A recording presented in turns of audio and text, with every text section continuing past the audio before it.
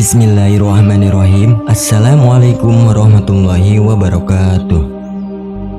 Pada era modern atau milenial seperti ini, memang segala sesuatunya dituntut untuk serba cepat dan praktis, mulai dari komunikasi, transportasi, bisnis, dan lain sebagainya.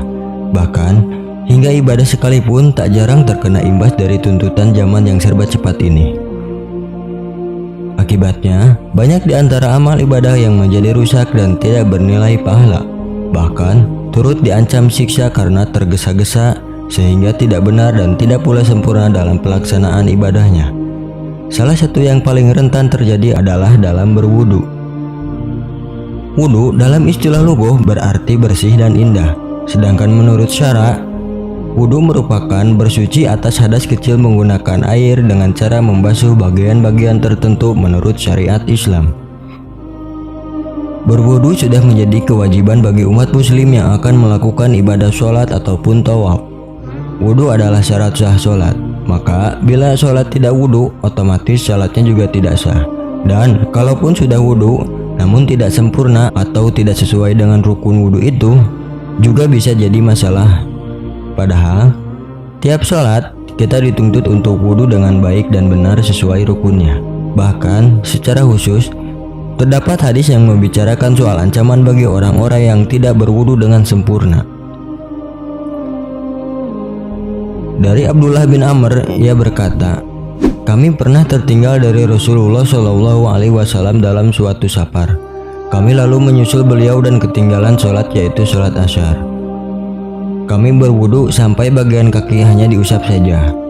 Lalu beliau SAW memanggil dengan suara keras dan berkata, 'Celakalah tumit-tumit dari api neraka.' Beliau menyebut perkataan tersebut sebanyak 2 atau 3 kali. Hadis riwayat Bukhari dan Muslim. Syekh Abdurrahman bin Nasir berkata, hadis tersebut adalah ancaman untuk tumit. Namun, ancaman ini berlaku juga untuk hal yang lebih dari itu. Karena jika tidak dimaafkan yang sepele seperti tumit, apalagi yang lebih besar dari itu tentu tidak akan dimaafkan.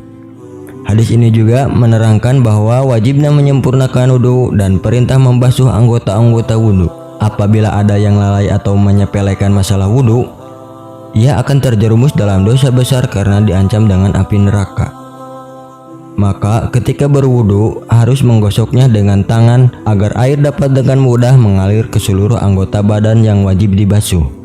Kewajiban membasuh dengan rata anggota wudu tidak hanya pada tumit saja, tapi juga semua bagian anggota wudu lainnya, seperti di bawah siku, kulit di balik cincin ataupun jam.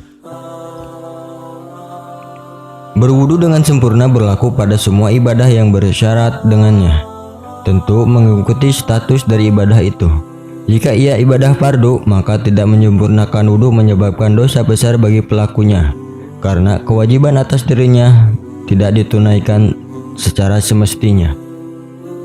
Wallahu a'lam bishawab. Wassalamualaikum warahmatullahi wabarakatuh.